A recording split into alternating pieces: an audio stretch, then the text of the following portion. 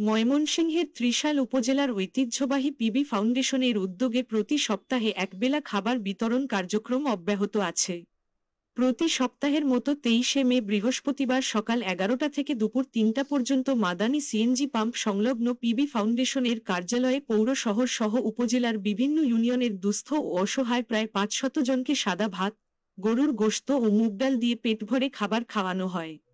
খাবার কার্যক্রমে সার্বিকভাবে সহযোগিতা করেন নাম প্রকাশে অনিচ্ছুক একজন হৃদয়বান ব্যক্তি।